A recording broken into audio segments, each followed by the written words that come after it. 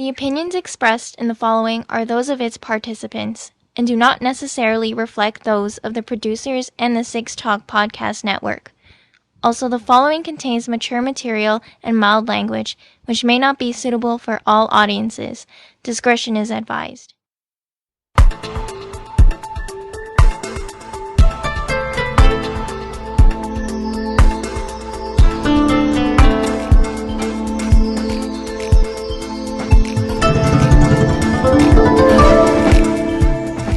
This is the Anime Roundtable Canada on this Saturday evening, March the 12th, 2022. You can contact us online on the web, animeroundtable.com, Twitter and Instagram @animeroundtable, and email us, animeroundtable@gmail.com.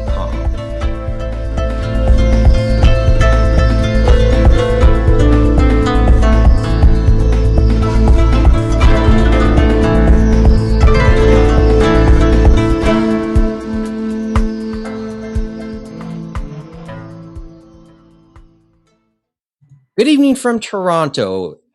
We got a full table tonight. Mike, Nicolas, James, Austin, Kevin, Ing, Mohamed, Sharmarke, and Geoff Greig with you. Mo and Geoff are back after a week off. How was the week off, gentlemen? I guess I found that Batman everyone was talking about. I was going to say, isn't the Batman joining us? I thought that was the other person we kept talking about. Keep on dreaming. Yeah, well, that would be the interview of a century for us. Well, it depends. Okay. Which one would you want?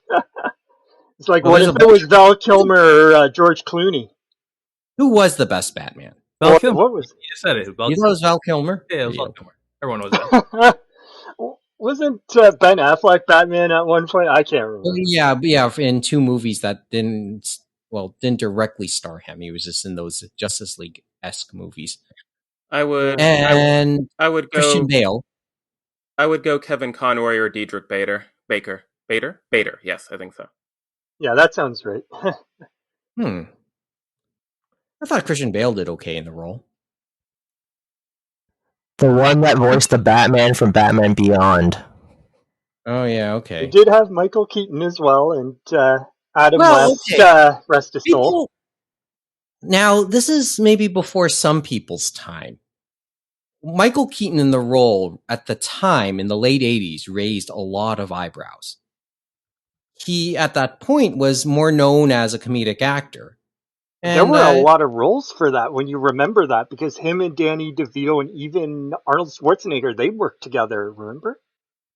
Oh yeah, they in comedies, of course, in that. Yeah. In comedies and what have you. Mm-hmm. And it was funny, Danny DeVito and Arnold Schwarzenegger would play Batman villains at one point or another as well. Yeah, Batman Returns for Penguin for Danny DeVito, and then Mr. Freeze for Arnold Schwarzenegger. Yeah, and a rather forgettable one with George Clooney in the main role. Yeah, that would be the fourth Batman movie, I guess, if you're counting. Well, the fourth. I don't know.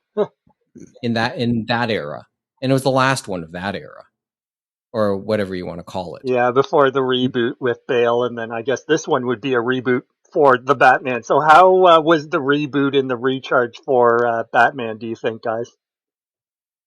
Geoff went to see it earlier today, we know that. Yep. Quick impressions? Any quick impressions? I liked it. So I don't think that Warner Brothers would ever approve a Batman movie that would really excite me. Because they're afraid of all... I mean, okay, so with this one, it is more of a detective movie. I think it's the first live-action Batman movie where Batman's actually been a detective, so I really like that aspect. But Warner Brothers is never going to do a live-action movie with any of the supernatural or kind of gimmicky villains. Joker and Riddler are probably the most quirky we're going to get. And I want to see Clayface. I want to see Poison Ivy. I'd love to see Mad Hatter. I'd love to see Man Bat. And none of these are going to happen. We're going to be lucky if we get Ra's al Ghul again. It's probably going to be Joker comes back. More likely Court of Owls, which is, neat aesthetically, but not really, you know, I guess not as creative. I think, yeah. I mean, again, it was a good movie. Well, I, But yeah. I will say Ra's al Ghul's inclusion in the last era, or whatever you want to call it, last timeline That's was the Bale one. pretty cool. I thought the way they did that was pretty cool. Yeah, it was a different look at his character compared to what we saw him in the cartoon and the comics and stuff like that. And I remember from the cartoon how he would always call Batman the detective, remember, Jeff, and stuff like that? So I Yeah. think about that. And that aspect is nice to kind of see that aspect come from Batman, right? Because they always do it for the movies like more action packed, right? I guess to get people in the seats.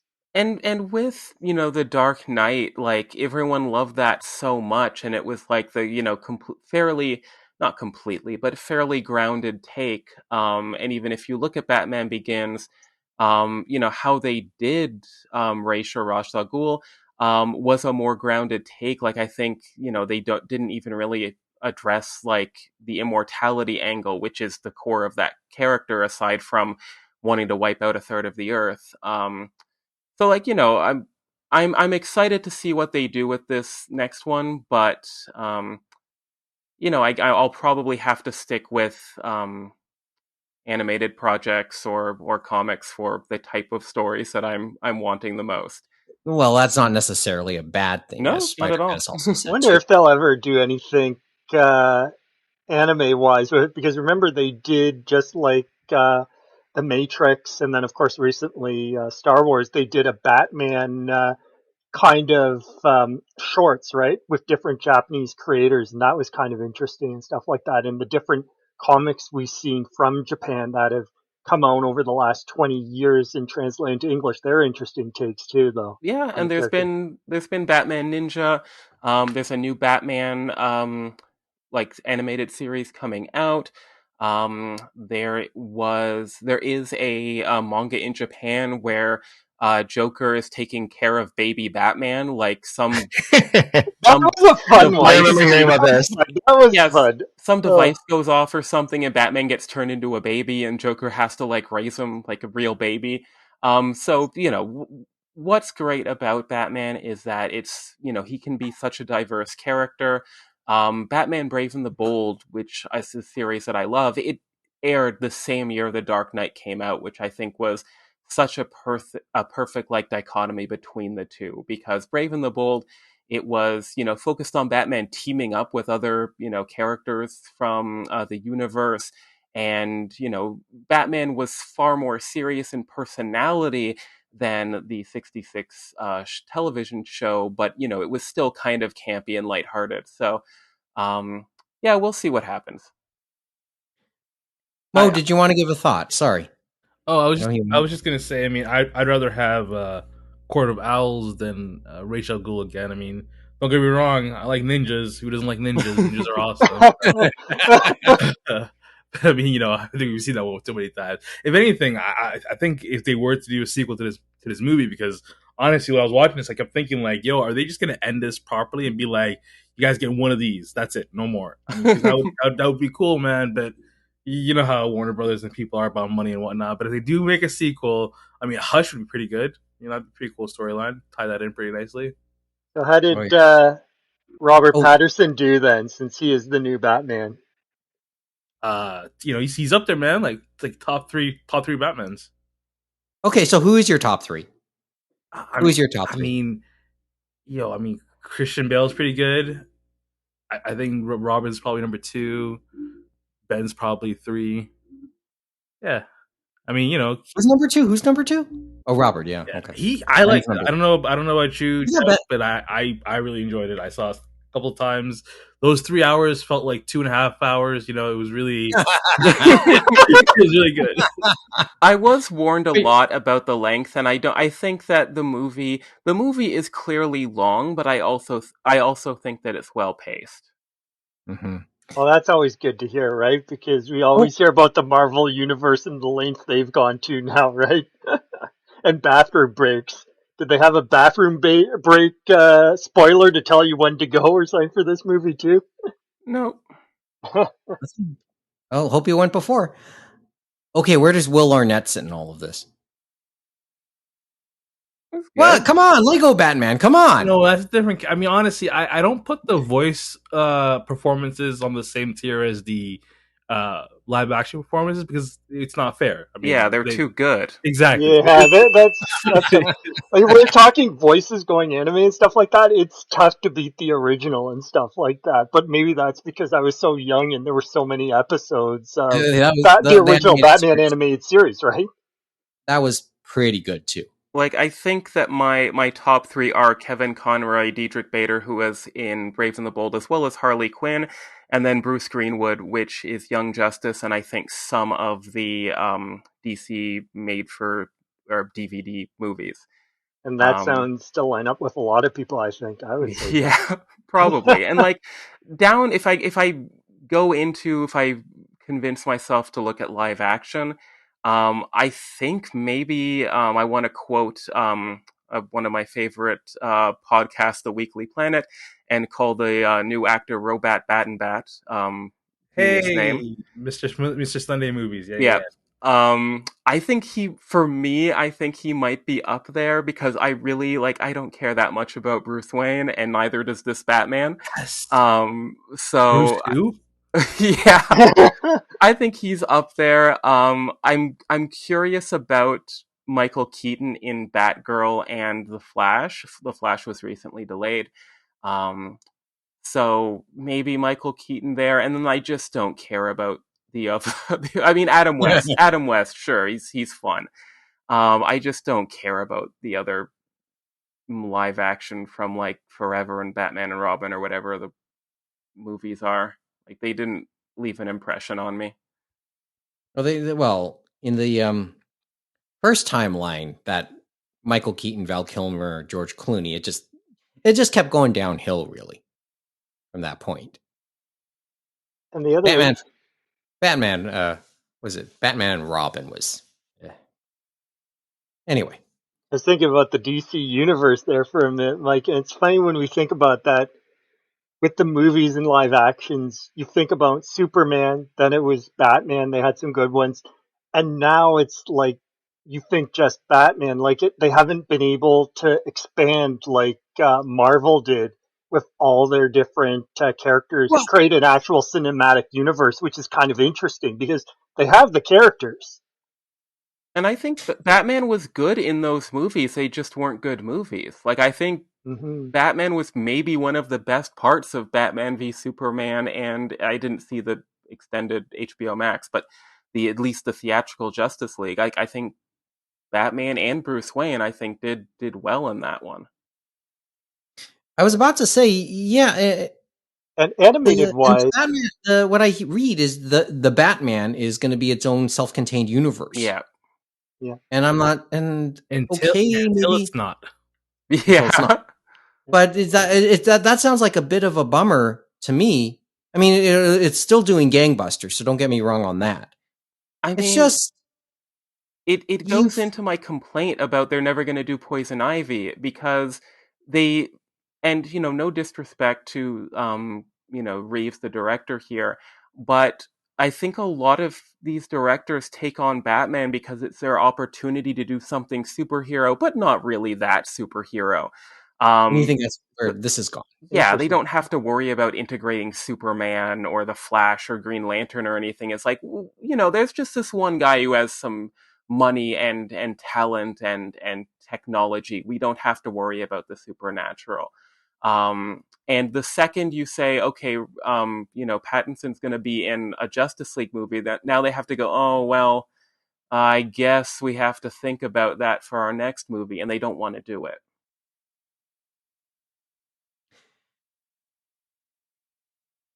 Jason Alme.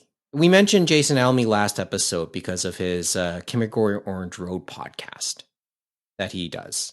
There was a line in one of his episodes, I think it was episode 32, when he talked at length about episode 32,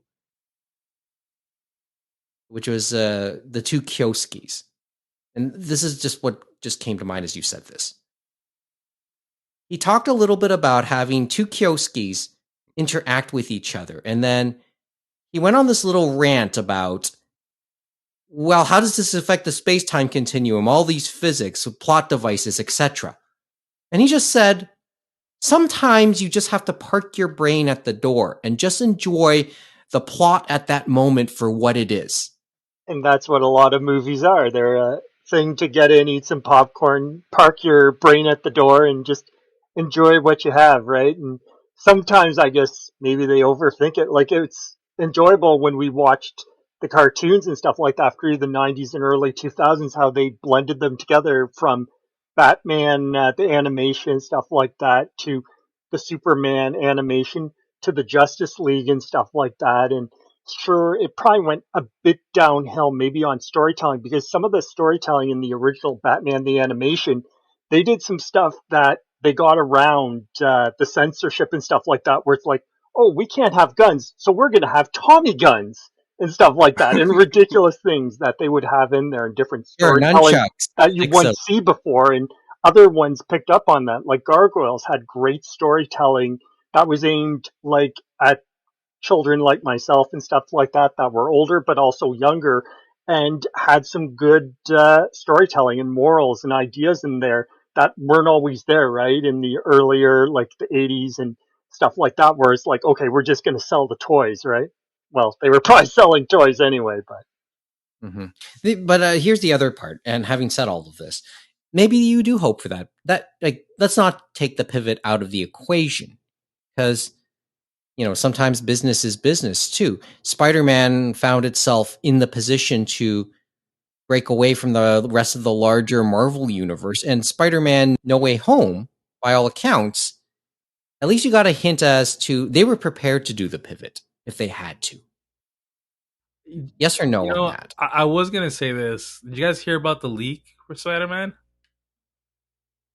I have not. So would you like to It was expand on supposed this? to come out in a couple of weeks, but then it just so happened to be mysteriously leaked this week when the Batman dropped. It started doing good. I'm feeling like Disney's being a little petty, getting that negative press and whatnot, and seeing Warner Brothers, maybe winning one, and they're like, nah, we're gonna drop that Spider-Man, you guys, secret leak release. Something like that. So how Okay. much of that is Disney, since we know Sony's always in the equation, since Marvel gave them the rights in that? It's like, I'm still unsure on that point. I mean, can you imagine if it was a Sony leak again? So wait, what happened in regards to Spider-Man? What was leaked? Oh, the full movie, it's out. It wasn't It's on out months ago? No. So there was supposed to be like a DVD release or a Blu-ray release, Okay. in like a couple of weeks, end of the month or something. But it got leaked early, and yeah, now it's out there. Okay. I mean, everyone's already It's seen it. out there on the 7 Seas, is what you're saying, Mo? Exactly, on those. What on else those would it mean?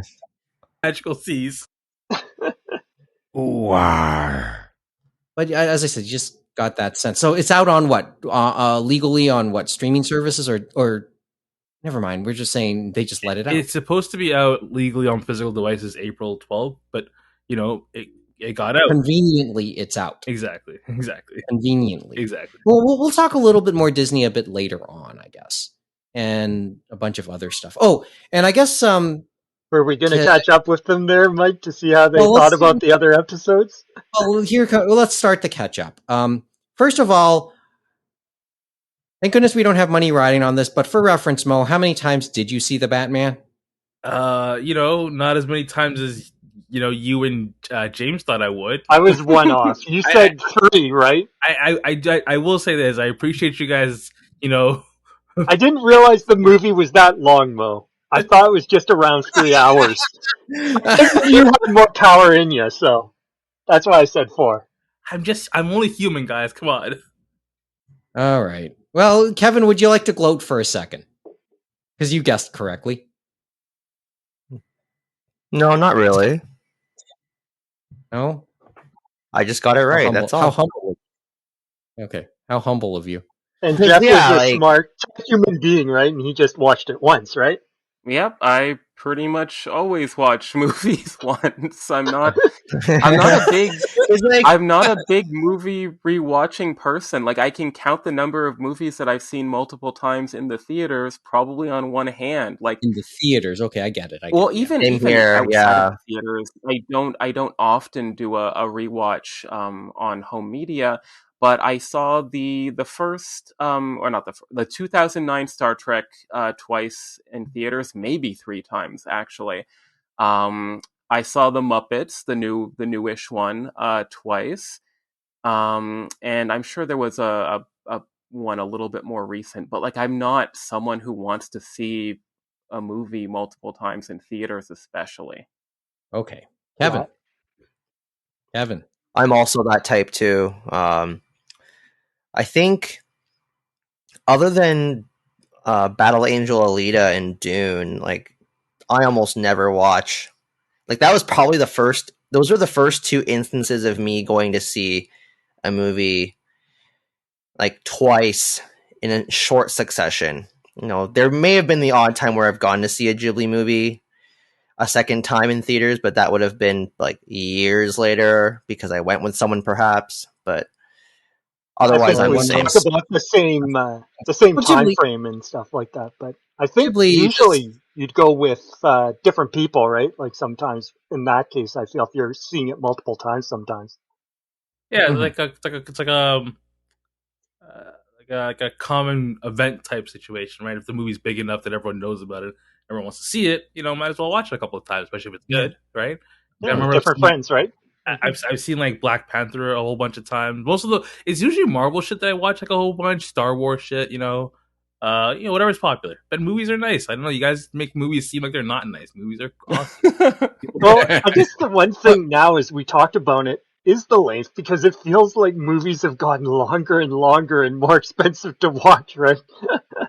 Well, yeah, and in some ways, yes, and you're trying to keep eyeballs in the seats, but let's be careful here too, because if we keep going on all this, this podcast will go longer and longer and longer, and, So and we what might did go. we talk about the past few weeks, Well, Mike, with me, you, and well, Kevin?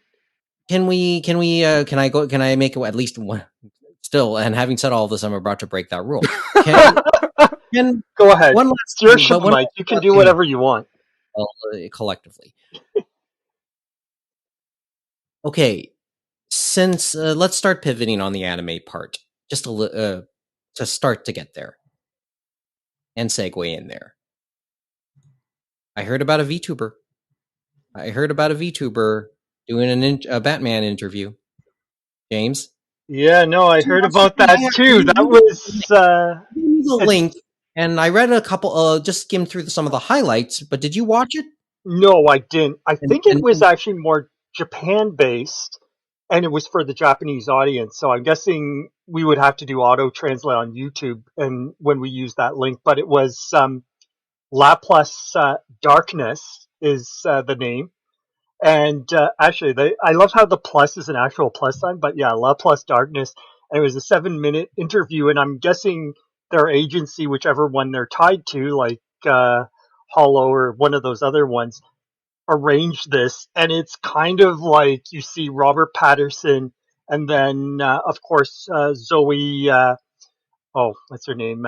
Kravitz, who played Catwoman, basically being interviewed by her, and they're just kind of just as fascinated and amused with this VTuber because it's kind of like a demon with horns coming out of her head and then a crow on her head. And it's like they're kind of bemused with this crow being on the head. And then Patterson supposedly talking quite a bit about having to go to the washroom wearing the Batman suit and inviting the Japanese viewers supposedly to watch carefully to see if they can notice when he's trying to hold in his urine. And I'm not sure if you guys tried that while you were watching. Mo, you probably could have tried because you went 3 times to see the movie. Oh, well done.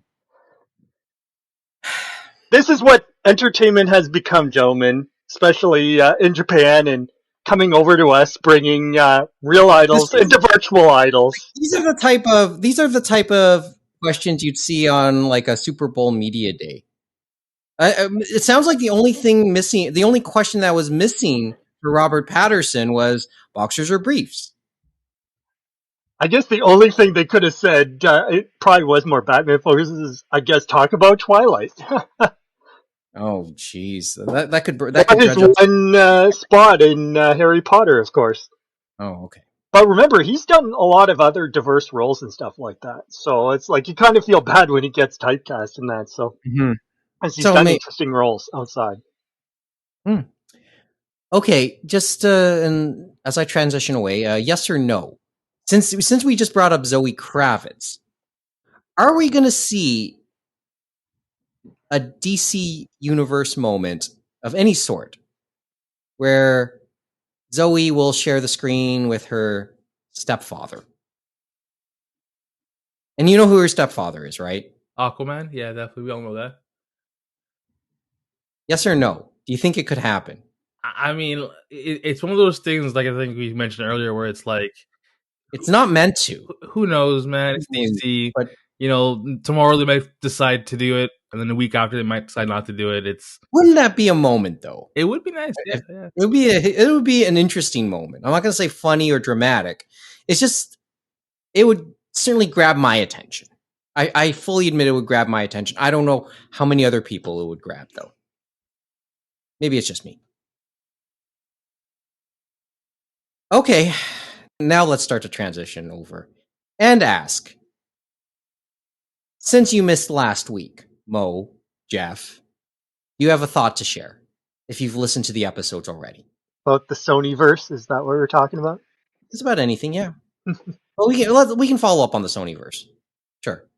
So Sony finally acting like they rule the world.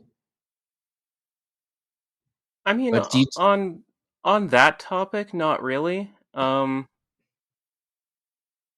see, I'm trying to remember the rest of the topics now too. But I mean, go ahead. I will say, for me personally, I do feel a little bad for the customer service that at either Funimation and Crunchyroll, especially at this tremendous time of upheaval and synergy. Well, there's more to come. Like, I know Anime News Network, they put out an interview they did with Crunchyroll and Funimation. I guess questions they put to their representatives, and a lot of them felt stock and things we had talked about before, but some things feel like the penny may drop, and people have noticed they had the second drop of episodes or series from Funimation to Crunchyroll this Tuesday. So it seems like every Tuesday they're going to bring more shows over, and more of them are from the more recent batch. So I'd say about 10 years, with only maybe one or two from those early aughts and stuff like that, and those type of series that weren't on Crunchyroll. But the interesting thing to note from the series we've seen is, remember I said about home video and stuff like that, and we're already seeing kind of something to worry about, in that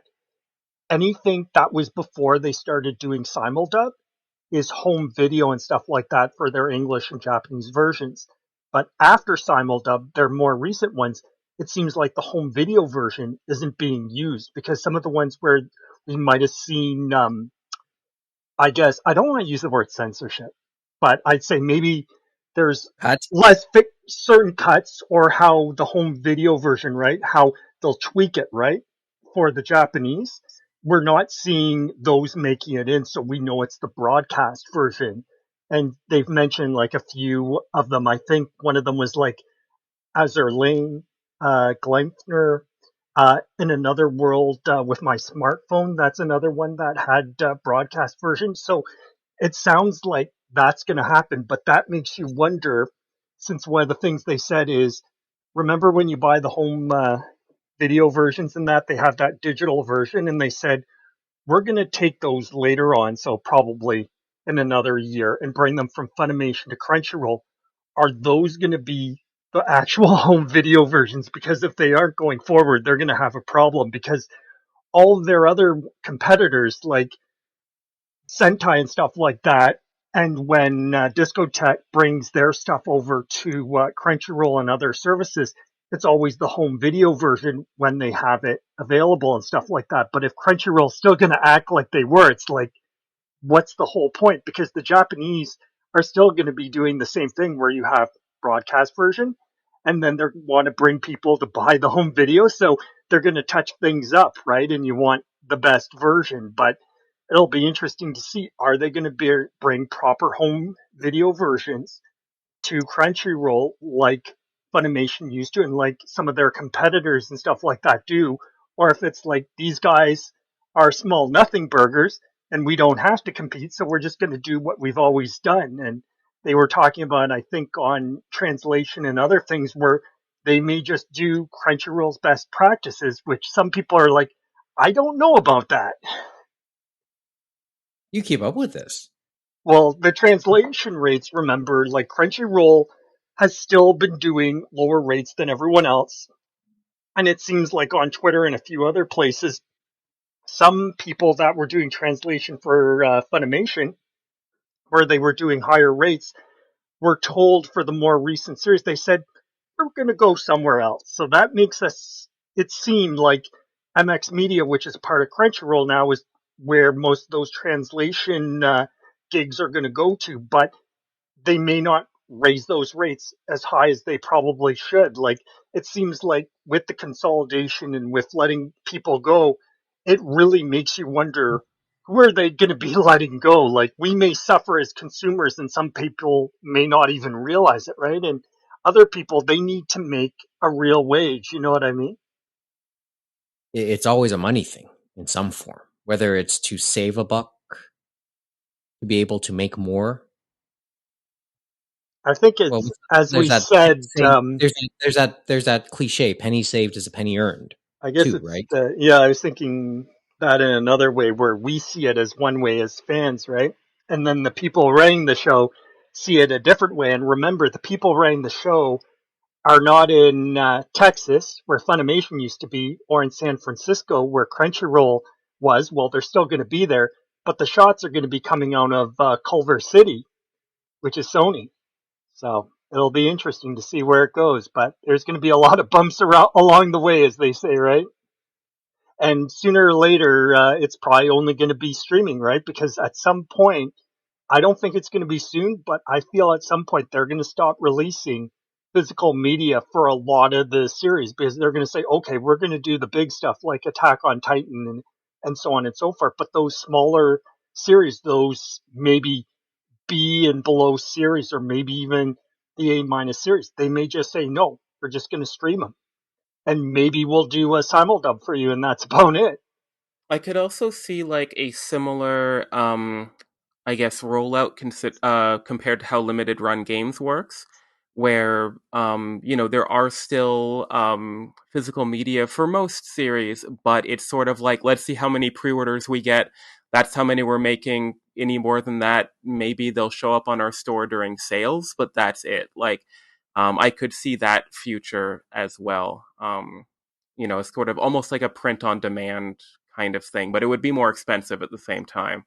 But you'd Yeah, have I guess the thing that'd is, be have to be someone else, right? Because I just don't feel a bigger corporation like Sony, even though they have Crunchyroll store, which is probably going to take over Funimation's shop, that they would have the initiative to do that. Even though that sounds like a great idea, right? oh, But maybe it's like I'm too negative on that. I'm just, well, as I said, penny saved, penny earned. I mean, we're talking about all these consolidations and contracting out, and and you know, that's the other thing too, is like the pandemic has offered opportunities because Funimation hasn't just used in-house for their dubs and stuff like that. They've went to other places in California, other places in Texas. They've got actors from different places because they've done remote dubbing and stuff like that. So hopefully that still continues. But it'll be interesting how that works out and stuff like that, since Crunchyroll, of course, worked with Bang Zoom, Studiopolis, and many others in California. So, but there's so much content that they have to dub, right? So that'll be interesting to see how that all plays out on that end too. right. Well, I was just beginning to think also, and it's not totally related, but in many respects, you can go along the same lines. We talked about Activision Blizzard selling to Microsoft, and then Microsoft essentially deciding what to do with their esports, contracted out their esports leagues. And we're starting to learn a little bit more about the growing pains that Overwatch League is going through presently. And we're starting to hear, okay, the contract out has already happened. I forgot who the group that that's now going to run Overwatch League on behalf of Microsoft, Activision Blizzard, or whatever you want to call them now, or will be called. And you're starting to hear stories about casters, popular casters, who've basically been ghosted by the current management of the Overwatch League. They haven't been informed whether or not they will return for the next season, which will begin in May. And like nothing, they've been given absolutely no indication. And these are popular casters. Ren, Sideshow, Vicky Kitty, they've all been on the record as saying little has been said. Well, Bren and Sideshow came out a month ago saying they don't expect to be back.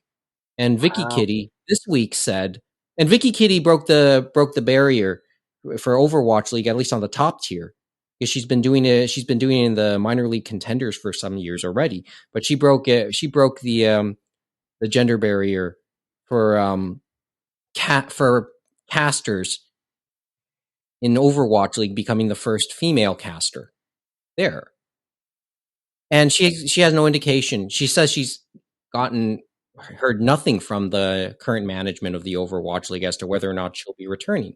So she's working under the assumption she isn't now.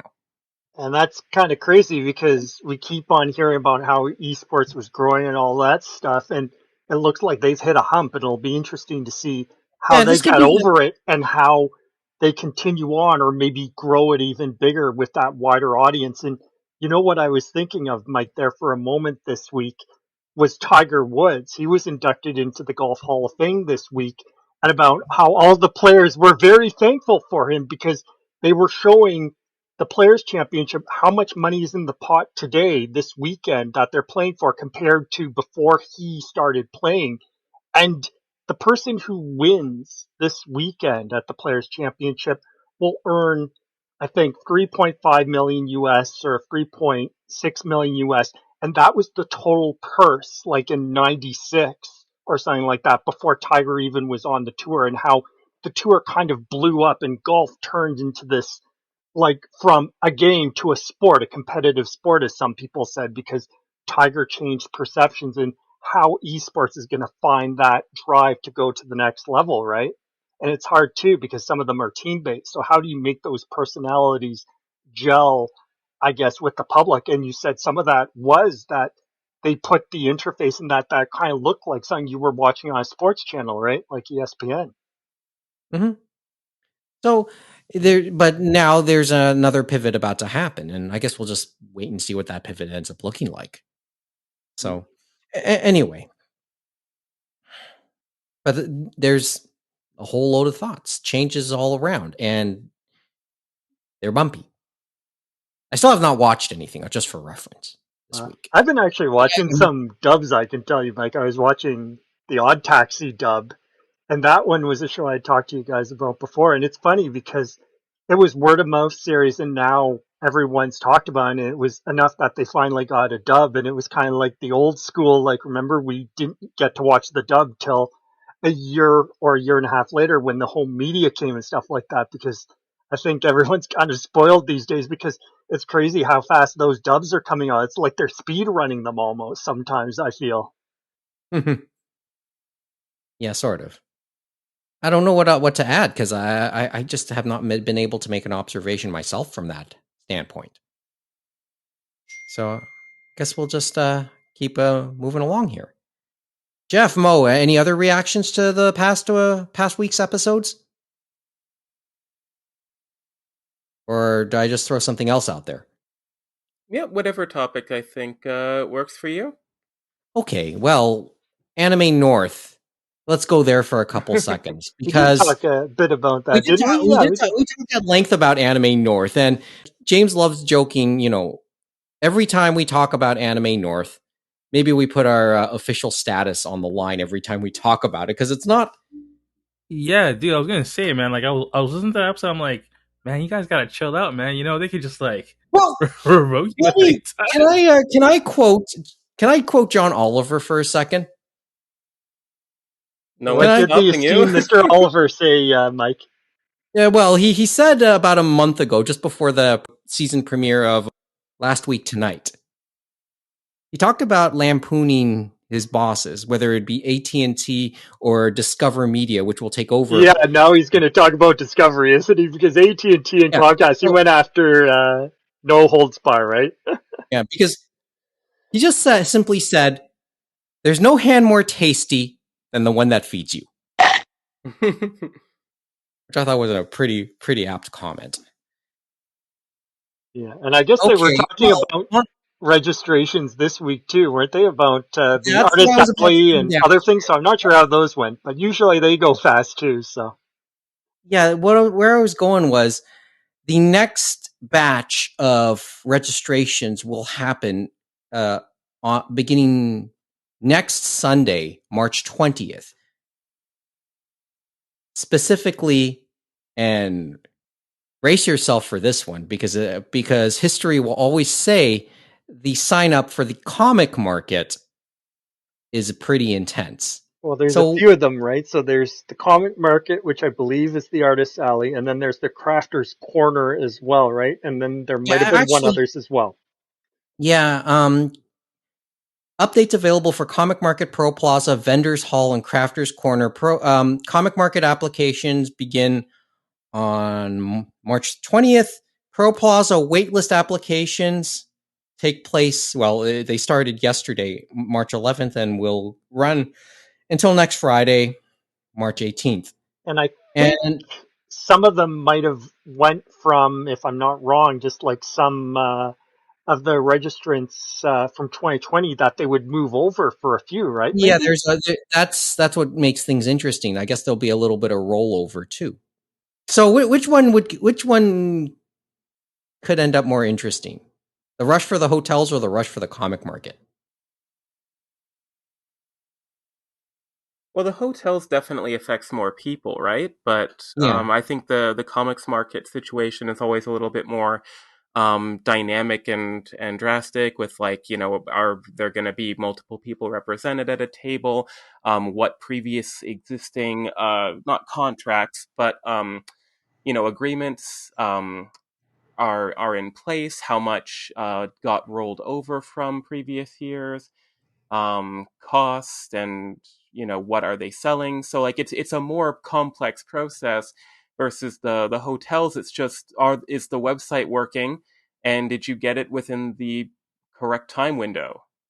Yeah, within 60 seconds. And I guess that was a question mark that is going to be asked by a few of them, because they saw the hotels and I guess the links didn't quite go out like they thought, and so they were going through the socials and stuff like that. So hopefully it works out better for them. Well, this will be coming week, right? It's just when it comes to comic market, I guess it's just one spot, and I'm pretty sure listeners to this podcast who I know do the comic market, I'm pretty sure I'll hear a comment about that after this episode goes on the air. On that note, I was also talking with a friend who had been keeping up with the actual traditional boards and the forums there off the tea house of the Maple Moon, I believe it was called. And she told me that yes, they have been talking about what will become of the Noma no Ichi. And let's just say that's not totally off the table at this point. Yeah, like I figured they might think about it, but it all depends on how everything falls into place and stuff like that, because so much can happen between now and the summer, right? So we'll see how it goes, I guess. Her belief is space will be even more limited than it had been in past years, just to keep the distance. And okay. At least we're lucky with TCC that we can have the distance and stuff like that, because over the years they've kind of taken over all of the TCC, so you definitely have at least space to work with. And with certain convention centers, you don't always have that, right? Since it's kind of like a hangar. I was about to say, well, the good news is the Conservative Party leadership convention happens in the fall. September or something? I don't know. Yeah, so that won't be that's not at least in the radar for July, unless something changes. Okay, so that's thought there. Kevin, did you? It looked like you want to come into this. Well, really, I think that with like Artist Alley, doesn't that usually just disappear within a minute as well? Like I always feel like there's been fierce competition to get a spot for that. I think, that definitely is the case. And like something I did want to just throw in is that I think that it's worth to mention that we shouldn't undersell the importance of the comics market slash traditionally called the artist alley, especially at Anime North. If you consider all the illustration based artists out there, especially those who are either drawing in a sort of manga style or focused on manga and associated fandom characters, this is the biggest sort of opportunity for them in the area. Because if you look at something like Fan Expo, sure, there's lots of people, but the like the incredibly diverse interests, horror, traditional Western superhero comics, etc., probably dilutes things, and smaller things. Ultimately overshadows it, I think. Yeah, too. and smaller things like Comic Con or Con Bravo or etc. like that, much smaller, markets essentially, if you want to call it that. So Anime North is a huge and wonderful opportunity to both sell work and get noticed on the offline space. At least here in the GTA. So there's a And reason why it's competitive. And yeah, and remember, as much as we're kind of making fun of it now, or what could happen next week or in a couple weeks. We also went at length about the importance of something like Comiket in Japan. I know this is not; they're not necessarily, it ultimately is probably apples and oranges, but we are talking culture here too. So I actually take what Geoff said, very much at face value. And that does remind me, I think, thinking back to listening to your other episodes, the my one sort of I guess thing that stuck. I'm glad I remembered now. That stuck out to me that I wanted to comment is that if you look at you talked about copyright and the different YouTubers and Comic Cat and things like that. I was trying to think about, comparable characters or archetypes for the different lawyers. And I figured, Disney has something like, a mafia or a Go 13 type of, hitman who, they're big, they're flashy, they're going to come at you. You're gonna either see them coming or see them going, and that's like a Disney lawyer.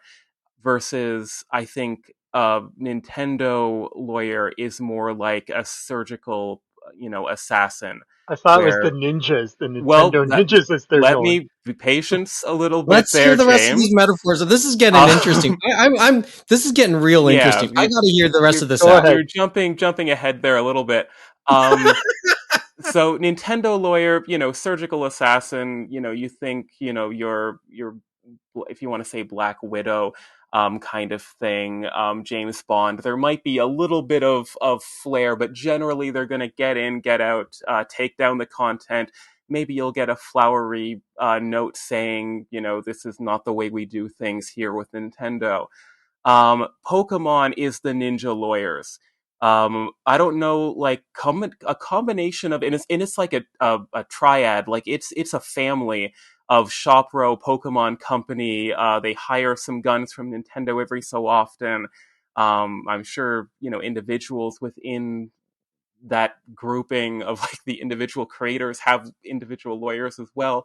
But when you mess with Pokemon, it's not going to be as explosive as Disney. Like, there's not going to be, buildings destroyed, but they'll take your family, and they'll do it quietly, and they'll leave a little basket of flowers or something.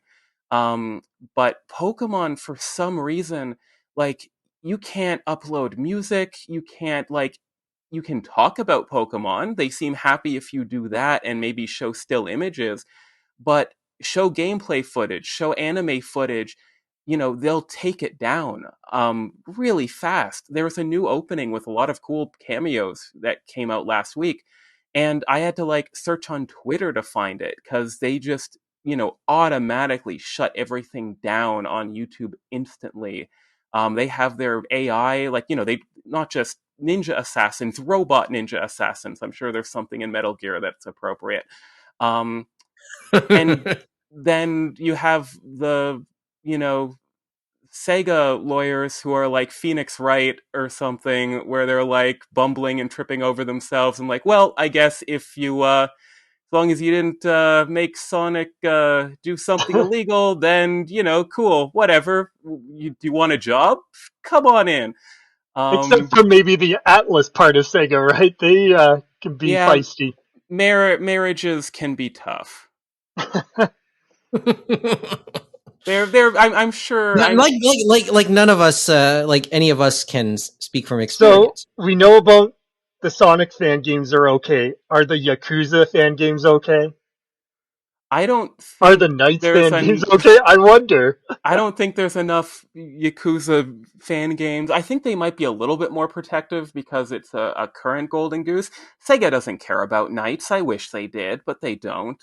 You could probably make a Knights movie, and Sega would be like, "Yeah, whatever." Well, now that you bring it up, I'm just looking this up. When you say knights, I'm talking Capital Sega N, Saturn. capital yes. N, lowercase I, capital Oh, that GHTS. game. Okay, we're thinking another game, but okay. I know. I was digging there. I know. And the Yakuza thing, just for reference, obviously I made it no secret that might be one of the early streams we check out, right? Right, James? Yeah. Okay. Yeah, whenever we get around to actually doing I something guess live. we can't really say fan game of Streets of Rage because Lizard Cube and Dotemu already did the fan game, which was selling it with Sega's approval in Streets of Rage 4, right? So Yeah. So there's that. Okay. Well, I don't know. That's pretty good. So short version is choose your game carefully, I guess, or choose Or what you yeah, want to or talk about whatever first. And fandom you're what you're you're going to. or whatever fandom you're doing. Like, I think that for the most part, avoid Disney. Be Oh, very okay. That's time old advice. Yeah, be very cautious about Nintendo, and by association Pokemon, and then everything else. If it's mass produced, generally you're okay, but then be respectful of individual creators who don't want, fan works created. Like early on, I don't know if he's changed his position, but like Toby Fox, the creator of Undertale, was very much like, please, I'm doing this as a passion project. Don't make fan works, and sell them. Like, make fan works, absolutely, but don't sell them at cons and everything. So, be respectful of smaller creators, and then be respectful of yourself and your livelihood when it comes to messing with someone like Disney or Nintendo. Hmm. But generally, Well, Nintendo's not going to come down at you on for fan art. It's more actual gameplay footage and things like that, and things that actively damage their IP. or if you're really trying to become popular. Yeah, it was that'll kind of that'll also trigger their lawyers. ninjas. It was funny, Mike. I was This is Suede, where Suede sits, I guess. James. No, I was thinking because remember I told you I was listening to Kit and Krista's podcast. I This week? subscribed to them again, and it's the funny thing of them talking about the Nintendo ninjas coming to get them. Oh man, they said sweating bullets worrying about those ninjas coming after you, right? I will have to subscribe to them. But Okay. they were interesting. Actually, they talked about the journey into the video game industry, which was kind of a funny chuckle and stuff like that. Because as we know, it kind of in the San Francisco Bay Area, they kind of congregated there at one point almost with all those websites and magazines and different things at one point, right? Mm-hmm. Yeah. Look, I got a lot of updates to do with the website. And as noted, I'll talk a little bit more about that towards the end of the episode. Actually, we brought up the House of Mouse, right, Mike? So it's You interesting want to? looking at them for a quick sec because we've always talked about Disney Plus and what they think about Well, content, right, for anime and Japanese content because of Netflix, and they had an let's. interesting announcement, right? Yeah. Well, let's. Nice segue as always, James. Master of the segue. You So, know. So well, with that, I was about to say, segue also killed its creator, right? Oh, but that's another type of segue. well, I was thinking anyway. So the announcement Well, they had this week well, was let's do the intro first because this is the perfect way to start the bullets. These are small things that can become big things, and this is an interesting thing. So go ahead, James. Well, it was Disney and Disney Plus. Now, there's a few things I think that are interesting. Disney Plus, of course, they're going to add the age gate and stuff like that. So I think more mature content, I guess rated R and other things, are probably going to come as they start competing more with Netflix, right? And obviously, they still have the family friendly angle, but they still have Marvel in that. But they're also looking at other markets. And I think the Asia market is one they're looking at. So they've made a partnership, a global partnership with NTV, Nippon TV Holdings in Japan, and they're going to stream stuff from them and do projects with them. And one of the first ones they're going to do is case files of young Kendachi, which is Well, obviously and a long running series and stuff like that. And it definitely has been popular in other markets and that. So that'll be interesting to see that live action come out through Disney Plus to other parts of the world. And then they said they're going to work on other partnerships in the live action, variety shows, and animation and stuff like that. So that'll be interesting to see where it goes because it's kind of like Netflix, right? Where we said we heard a few announcements and it was this slow, I guess, walk, and then it felt like a gallop, right? And now look where Netflix is. So it'll be interesting to see in a few years where it goes. well, it's interesting. We've talked in it way back in it last year about how Asian entertainment is now the new battleground for streaming services. So this is essentially how, and these are bad metaphors these days. I get it. How Disney is beginning to stockpile it in some ways, right? And longtime listeners of this podcast probably know that the name Kindachi certainly, or Kendaichi, what's the proper pronunciation? Somebody correct me here. I know I probably got that wrong. See, I'm not sure which way either, and it's crazy because remember the first time I think a lot of us saw it was Tokyo Pop brought out the manga a long time ago before they closed, and then it is on Crunchyroll for the newer animated series of Kendachi Case Files. So, and people know that it's one of my personal favorites. I do have every single Tokyo Pop volume that came out. And it would With work nicely on a live action, wouldn't it? Because it'd be something we would look well, at. we would look at it, and you had me thinking about the history of the live action adaptations of Kendachi, and when I think about it, or just looking at the list and then looking at the press release, as noted, Kendachi seems to be a vehicle for Johnny's Associates singers. Yes or no? I mean, one member of Kinky Kids back in the 90s. Well, the most popular member of Arashi, Jun Matsumoto, starred in it. Yosuke Yamada. And in this new adaptation, Yep, some more Johnnies, right? Oh yeah, boy. more Johnnies. More Johnnies. I mean, I can't wait to see how it looks. Because I did watch the odd episodes of the other adaptations. Believe it or not, they were on Fansub back in the day. They were cheesy, they were campy, they were fun, sometimes predictable. So I'll be curious to see how this one comes out. And for reference, Kevin, look this up because Mhm. now that I brought up that I have the manga, how much do you think it would go for on Which one? the secondhand market? The whole Kindachi case files, That came out Tokyo from Pop. Tokyo Pop. Oh, that goes for a lot Because now. That goes for a lot now.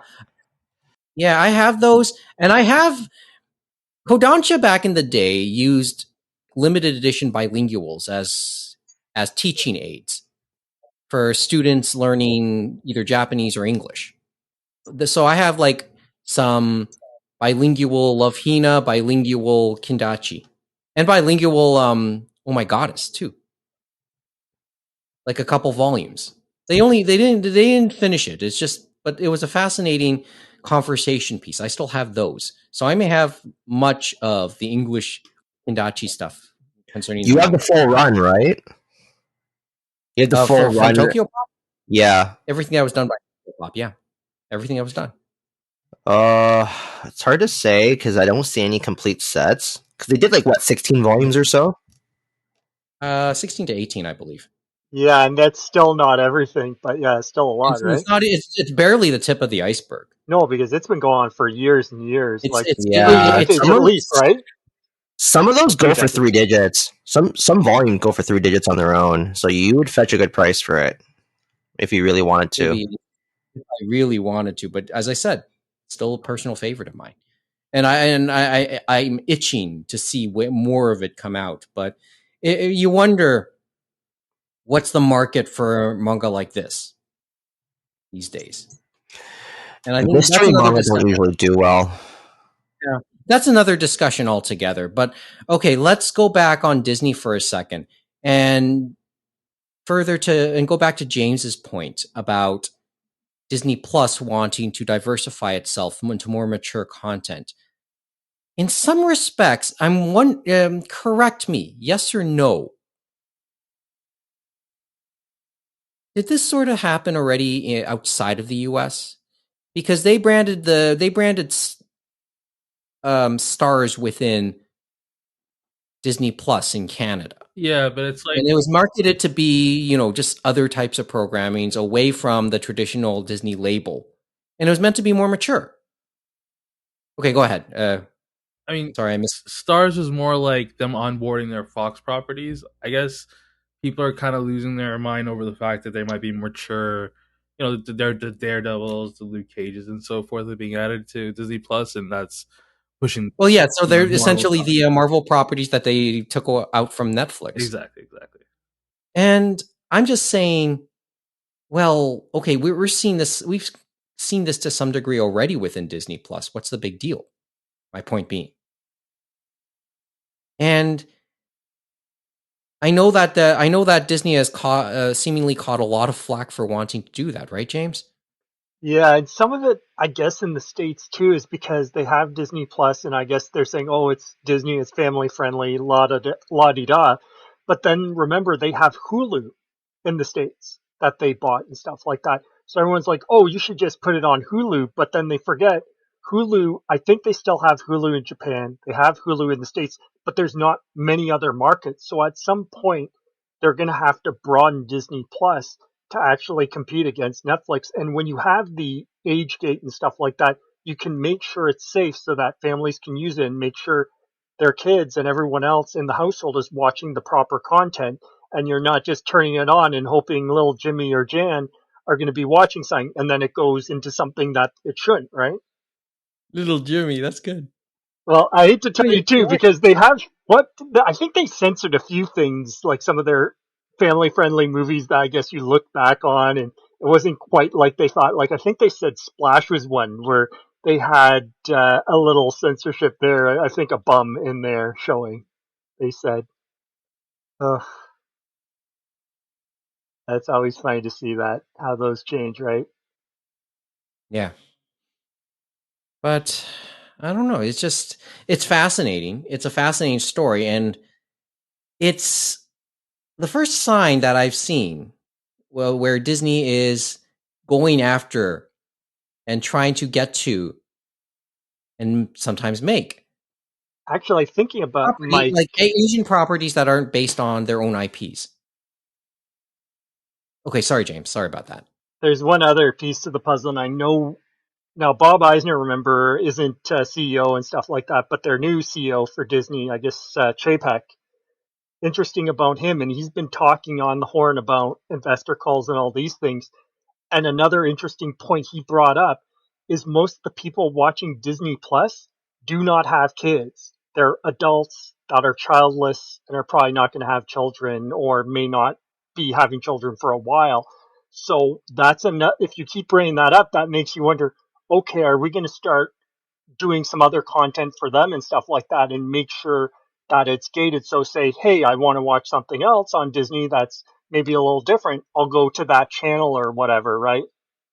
Well, and then the other part is then you kind of have to go that way. Otherwise, you may end up pricing yourself or shifting yourself away And from if you're going to do these classic price markets. increases, you got to say, well, if you're doing these price increase, where's the content, right? Like, where's the meat, so to Where's the speak? beef? Where's the beef, right? Get the value. Because, yeah, Netflix, remember, it's like they've raised it, but of course we've seen all the different productions. But whether we agree whether that's worth the price, who knows, right? The market, I guess, will decide. And they'll decide Well, for sure. Disney, too. Sure, as I said, Netflix has got to pay for another season of Cowboy Bebop if they change their mind. So, I thought it was for Bridgerton. that too. So, yeah, this was an interesting announcement to hear about Disney. So, I mean, when it comes out, I well, I'm curious. So I'm not going to lie. I'd be curious. I mean, to the same degree that maybe I'll reconsider at least taking out some time on Crave because Star Trek Picard is now ongoing. Anyway, And I'm guessing we'll see what happens with the other things like Amazon and so forth, right? Because who oh yeah, knows? Maybe well, Amazon getting Evangelion movies wasn't just a one-time thing, right? Maybe they'll decide to rethink their Asian content too. I'm still itching. I still wish they would put up the Japanese version of Bachelor on North American Prime, or at least Canadian Prime. That would be a watch for me. Just, Interesting. I'm just saying. Anyway, moving on. Let's. Wait. Before you go away from Disney, Bob Chapek can suck a lemon. That This I gotta hear. This I gotta hear. that freaking jerk had the opportunity to denounce the "Don't Say Gay" bill right from the beginning. But he made some sort of bullshit comment about donating to both sides, even though none may represent the companies. It was all bullshit. This guy has made an apology yesterday that seems completely disingenuous and trying to wipe the um, pie off of his face, but it is seeped into his pores, and he should be seen for the clown that he is. Um, yeah, it's gross. The amount of work that animators and showrunners have had to do in the past few years for any sort of LGBT content has been astronomical, and even now, they delete most of it. We're lucky that we have as much as is on things like the Owl House. I applaud Mitchell's versus the Machines, which should win the Oscar, but it won't because whatever Disney put out will win. They had essentially a counter thing from their official account that said like "say gay" or something, um, which I definitely applaud. I'm glad that this lemon face decided to apologize, but so far it's nothing. Like apology is, you know, barely a step, and I don't believe it. There is no change that I see happening. But Well, it's Florida. It's the corporate script too, as we know from Disney, which is continued, and we also know China. They wanted to get into the Chinese market, so think about what sacrifices they'd have to make to get oh into their no, market. poor Disney! With its billions of dollars, they'll have to sacrifice the content to be put into another big market. I don't care. I know, but Oh, that's the thing, that it's like I don't know how, like, we can bring the foot to the fire, but I don't know how you change the mindset of the people at the top of Disney, right? That's the Yeah, toughest I part, don't and that's think the you toughest thing I can. think. But it's an American company. Like, all of, and it's not, I mean, their content is important, but, their employees as well are affected by this. And they're basically saying that, they don't value, some of their employees. Um, yeah, I am with some of my favorite animation creators here, um, with Matt Braley and Dana Terrace here, are, and I'm sure Alex Hirsch as well. I'm not sure, but I'm guessing. Um, yeah, it's nonsense. I hope he does better, but I think it'll be platitudes for until something distracts the public from this, and then it will go away, and the same sort of thing will happen again in a couple months. I hate to tell you that, Jeff, but my gut, and I've always seen it from Disney, even with Eisner to a degree. It's like I feel they value the dollar bill above all else, whether it's animation, entertainment, or even their theme parks and stuff like that. And you look at their theme parks, none of us can afford to go to those theme parks anymore to even get on most of those rides. The way they've priced that, I don't understand how anyone can get into a Disney theme park now. But see, James, you're forgetting the line must always go up. There is, I Unless forget what I it is. slap money in your face, is that right, Mo? I forget what it is, but there's a great video online about, like, the I think it's probably Defunct Land, talking about the history of the theme parks and the prices and the line waiting and everything. It's quite good. Anyways, Dana Terrace, at Dana Terrace on Twitter, DANATERRACE. I'm just gonna read one of their tweets here. Sunday, March 13th, 3 p.m. It's gonna be too late for our listeners. But join our charity drawathon. All proceeds go to the Zebra Coalition, a group focused on helping LGBTQA plus youth out of tough situations. ZebraYouth.org. Even though you will be too late reading or listening to this, you can still check out that organization. There's a nice poster there from with Owl House characters. Be Gay, Do Witchcraft. It's a witch-themed show. Charity drawathon. Please support these people. I am well done. And very upset. as they say, Jeff, I think even with certain drives ending, I'm sure they'll have other drives, or you can even donate to people outside that, and the money will go to a good place, right? So Yeah, that's always important. this issue is not going anywhere. Well, on that note, and since we've come to that come to the LGBTQ territory, in a almost related note, I guess related, Megumi Ogata. I want to talk about her for a couple minutes. James, I know James as always brings these things up.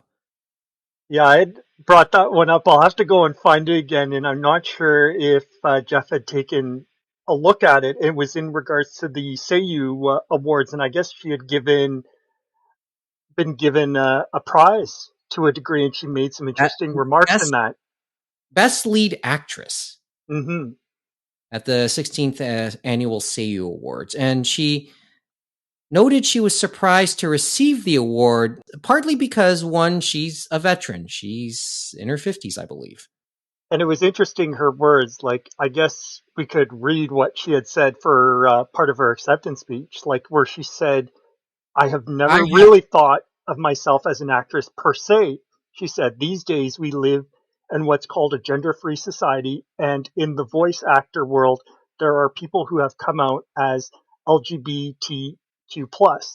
There are also many people like me who hardly think of themselves as a woman at all as they lived their daily lives and stuff like that. And she went on to say about gender free could be considered the essence of voice acting because the performers, unlike live action actors, don't share their faces when voicing the characters, and some other comments. But it was interesting to say the least. Well, and we say this at the pretext, under the context that she's voiced one of the more noteworthy male protagonists in history.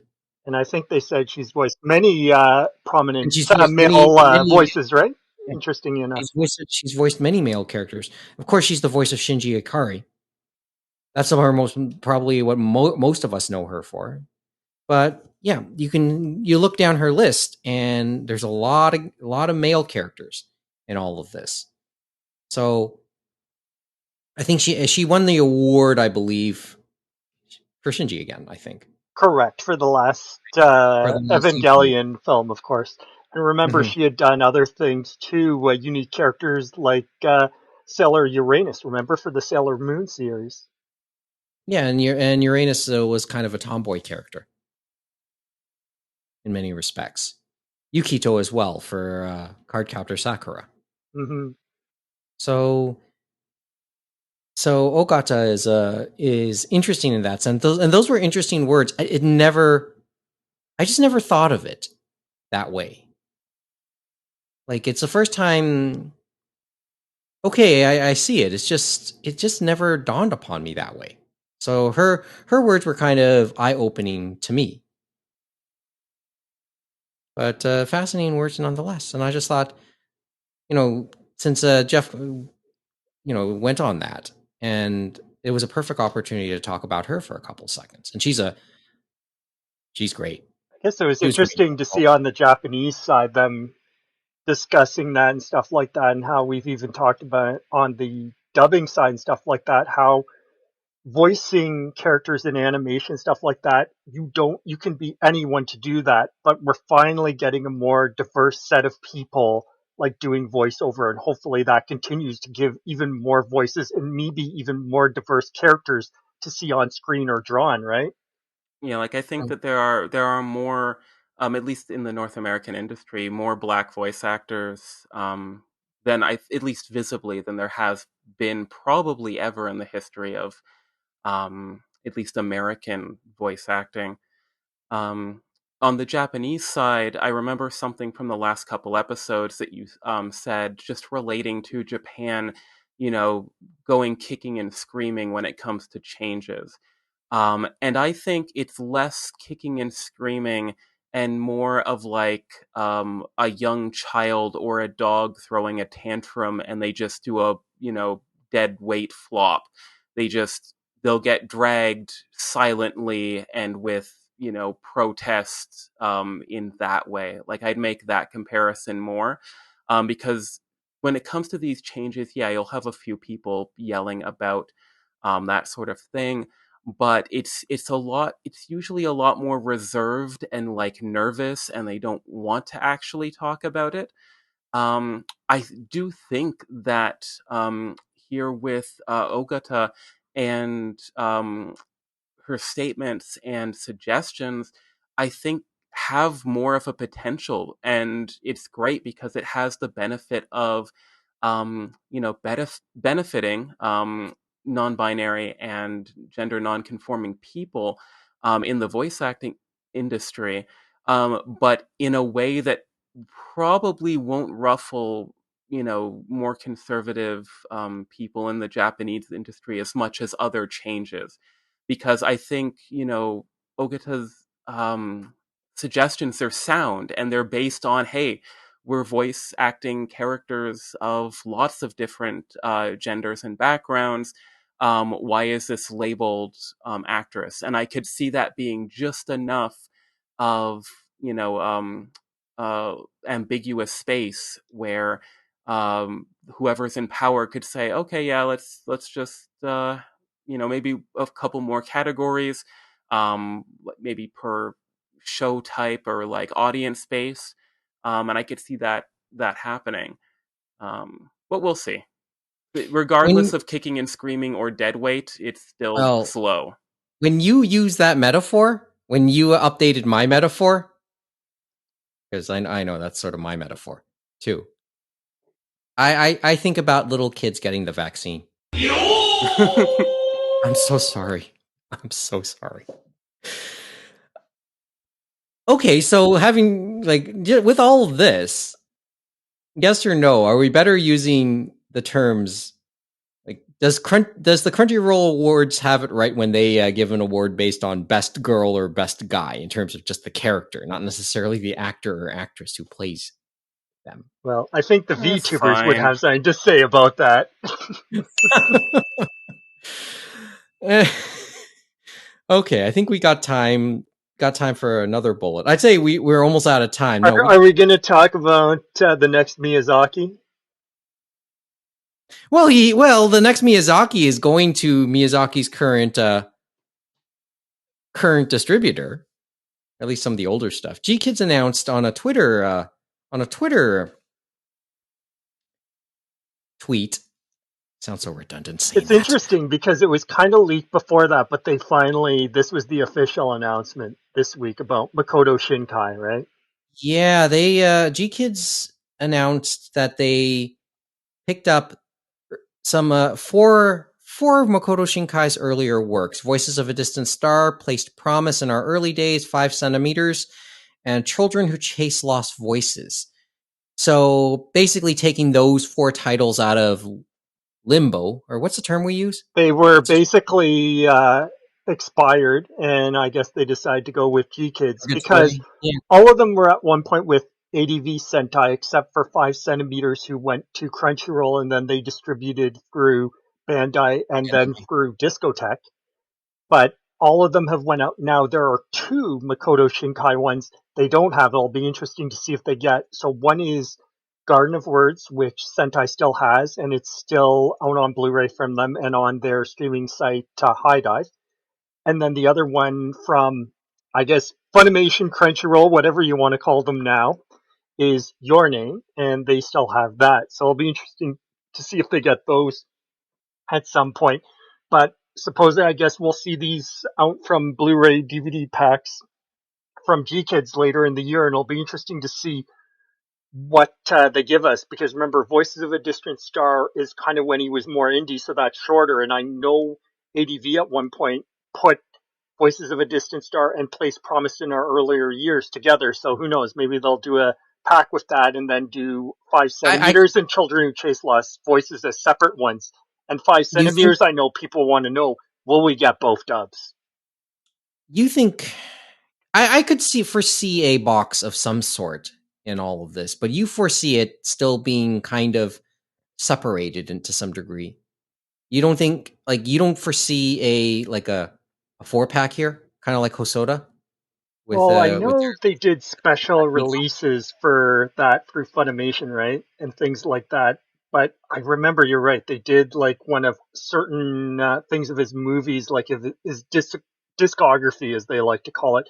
But I'm not sure. I guess you could do it if you could say it's his early works, right? So I guess you could say the early works yeah.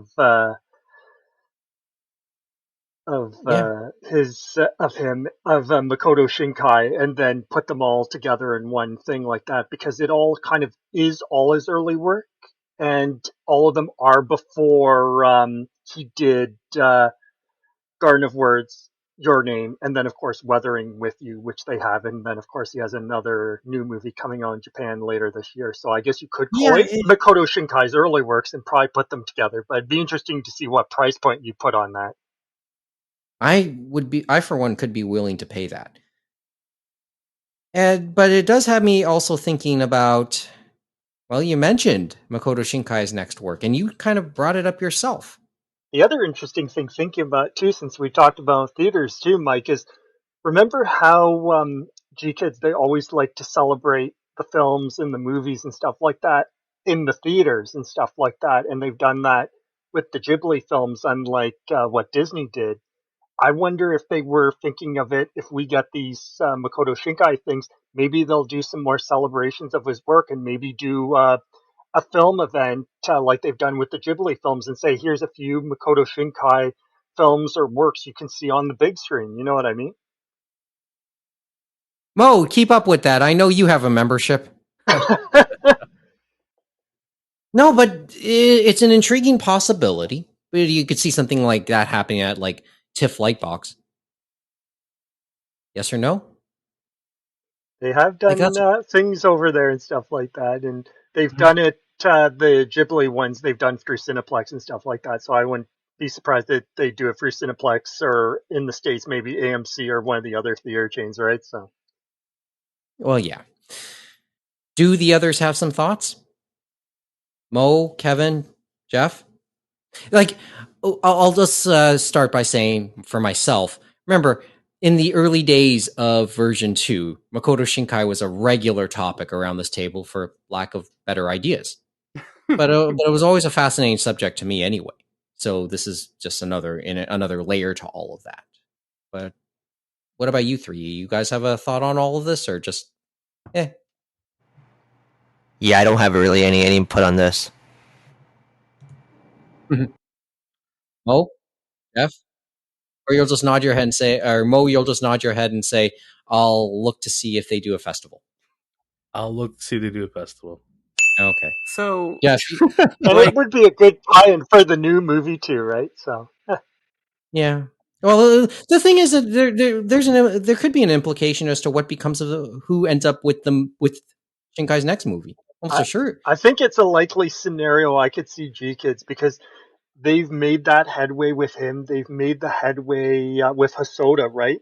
With getting his more recent movies. And I think some of them, they like the idea that G Kids is taking them out into the theaters. They're taking them to the festivals. They're really promoting them and the creators, right? And they are going after like putting them in for the Oscars and trying to get them that recognition, even as if, as Jeff said, it's hard to beat Disney, right? They just gotta wait for a year when they're making a new Cars movie. That's their only realistic shot. Oh boy. Considering all the stuff that's running, I see at work these days on the TV that we put on. so I remember from, the very early days of the podcast, when, it's reasonable to assume that Kevin and I were the audience that you referred to many times. And I remember Makoto Shinkai being brought up so many times, and specifically 5 centimeters per second. I don't think I saw a Makoto Shinkai movie until Your Name. Um, I'm sure some Hmm. of these are good. Sure, I've heard good things about 5 centimeters per second. The song was good, but yeah, I don't give me Hosoda any day. I will That's say, what I'll. like, okay, now I'm going to start sounding like a bit of a broken record as somebody who watched like my memories. Of course, the early works had a degree of rough around the edges feel to it, and 5cm, like as each movie went, when you went from Voices to Place Promise to 5cm, they ended up getting more and more and more polished. And there was this feeling inside. I like at the like when 5cm came out to me, that was the best one to had yet come. And then I dropped away from keeping up with things, and that's when the podcast went into purgatory. It's still arguably his best one. Well, and I guess that's a debate for another time. But then there's that period when I wasn't totally keeping up, and then I returned just as Your Name really started to become popular, and there was a big difference between 5 centimeters and Your Name. And I know though about the other works existing, and I have actually copies of them sitting somewhere here, whether it's up here or down there. That reminds me, I really need to go buy the Foot Fetish movie. I've always been putting it Uh, off. Garden Boy, is at a good price, so it's easy enough to find, I would think. And it was short, and it was more like the earlier works because it was a shorter work, but it was definitely a Makoto Shinkai movie. All the aspects were there, and it's Hmm. interesting thinking back to what Mike said.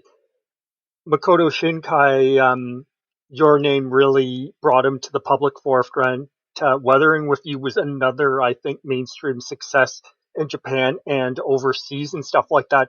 So it would make sense actually with those earlier works, as Mike was saying, maybe it does make more sense to package them together and say, hey, I remember Your Name and Weathering with You. Maybe I'll check out his earlier works and give them a broader spectrum online and in physical media, and then maybe, as we say, even take them to the theaters and stuff like that, and see if some people want to do an event like Ghibli and that, because the Ghibli events in the theaters have done well, so people don't Yeah. mind going to the theaters, right? My point being is there's this, since I didn't keep up and other works came out, I want to see how we progressed in those almost 10 years I didn't keep up. But Mike, you say you have these DVDs and Blu-rays. You could do this tomorrow if you wanted to. I admit I'd have to do some digging though. Lots of digging. I have mine at hand if you need help. Well, no, maybe just some company to help me go through the archive down there. Just say the word, Mike. Yes, I know. And if there's anybody who likes making YouTube videos out there who would be interested in shooting this and helping us with this, animeroundtable@gmail.com or at animeroundtable. I'll take some messages. Are you saying like we're going to go through all these piles and then we're going to find stadium events and then we're going to become like rich people? We're going to play. We could play. What's the word? What's that show again? Oh, is it Storage Wars or something? Yeah, we could play Storage Wars for one locker. And then it's like completely empty, and it's like, I don't know if I want to get this locker. It's completely empty, but there could be something under the floor. Oh yeah, one of those, or in that drawer. Which, yeah. Anyway, in the case, right? And then it's like there's no Blu-ray in there or DVD. Hey Jeff, have you seen Belle yet? Nope. The good thing, Jeff, is Belle is coming out on physical and then digital in May, so we're getting close. That's so good. We'll be able to see it in May and no problems there. So I think we won't be spoiled. We'll be okay. I want to talk about Belle. Well, I'm sorry, but me and Jeff probably are going to be spoiled. Hey, give me a thought.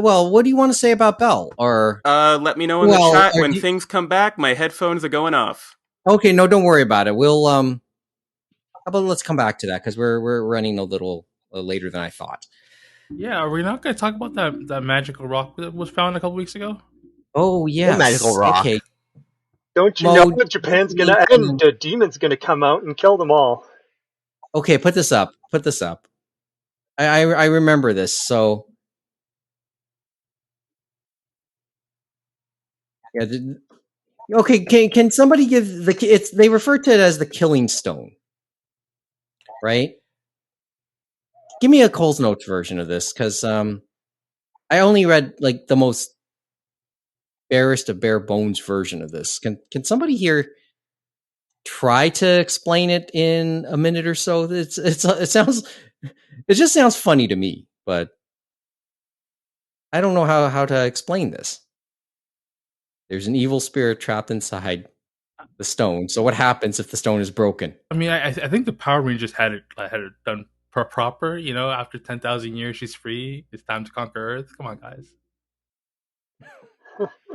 That sounds well. There've been a lot of things around the world. Even I know in New Brunswick, like the flower pot mountain, that it's like they've just been either water or natural events have just been wearing them down or taking them off and stuff like that. So I think that's what happened here. But there was a legend behind it, so I think some people are a little worried if they believe in that. Interesting story. I'm kind of speechless looking at it though. Just reading some of these notes on it. It's a hilarious story though.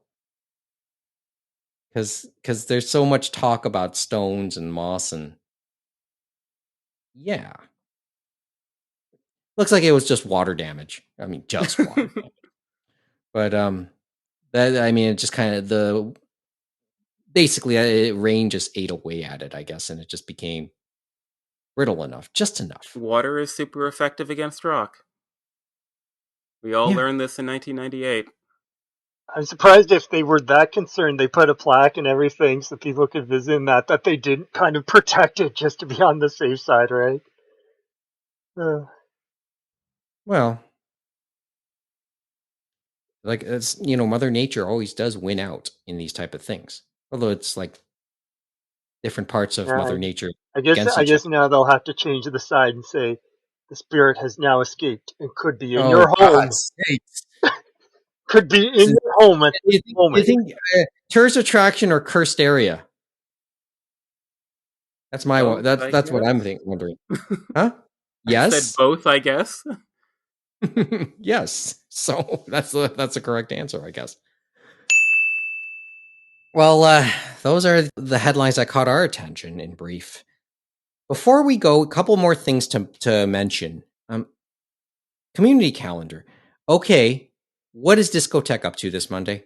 Just They're quickly. doing a Twitch stream at 9 p.m. tomorrow, which is Monday, March 13th. And, Wait, sorry, not March Monday, 13th March is 13th, Sunday, Monday, March 14th.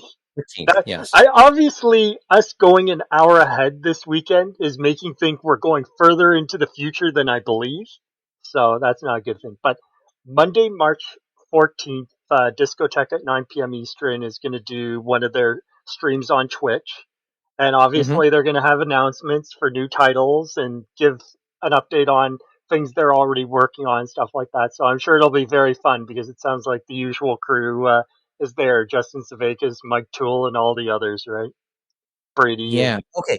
It's foolhardy to ask how many times Canada will be brought up in the chat. I'm sure when So they get to questions, yes, when they we'll have some of the usual questions, right, and the usual like answers. it's a losing proposition to try and guess how many times it'll be asked because usually it's the over.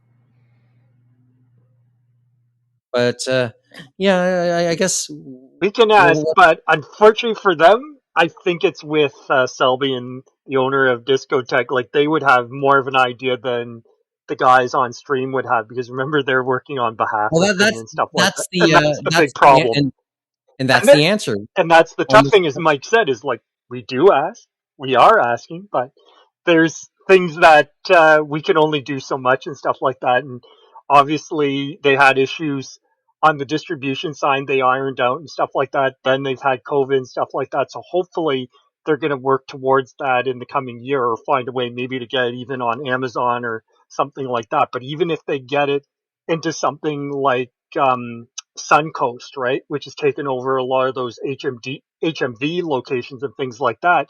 I happen to sunrise. be Sunrise. Sunrise. Wow. Sunrise is long gone too, So dude. I love when you go into something and you're thinking of another name and you should be thinking, but yeah, Sunrise took over and they even took over HMV in the UK. But I happened to be in a location for Sunrise and they had their anime section. I looked at it and to say the least, the prices were a bit higher, and some of it was because of the dollar. So I'd be scared to see they could get it in, but it'll be interesting to see if they can sell it because it still would be a bit higher than their regular MSRP that we would get if we import from the States, and it's tough. Yeah, it would be. Okay, so there's a Discotheque. But I'm sure it'll Jano? be fun as always, right? If you want a fun time. Oh, it's yeah. If you want a good time, tune in. Tune into the Discotheque channel on Twitch on Monday. Forgotten Jano. classics and Yeah. some old school anime, right? But yeah, J Novel. So they're doing a Twitch stream as well, but they are doing it on Friday, this coming Friday, and that would be March 18th. And they're going to do it at 6 p.m. Eastern Time for J Novel. And J Novel is a light novel publisher. So they said they're going to do some more new announcements.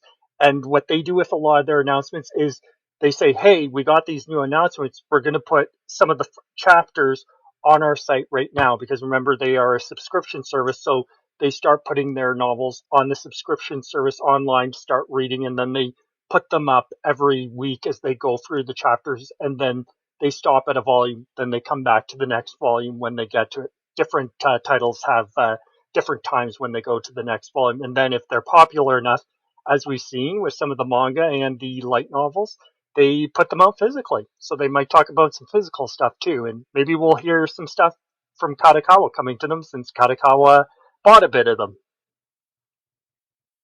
Well, this one could be a little bit more intriguing because we don't hear this type of stuff. Yeah, I think this is one of their first ones least in this they've form. done. Like, they've announced through regular conventions and online conventions and things like that, and they've done it through Twitter and things like that. But this is the first one where they've done a streaming format through their own Twitter, so that'll be interesting. Or not Twitter, Twitch. Mm-mm. Well, those are two things to look forward to, and I guess we'll I guess next time we gather around this table, we'll talk a little bit about what caught our attention from both those presentations, right, Yeah, guys?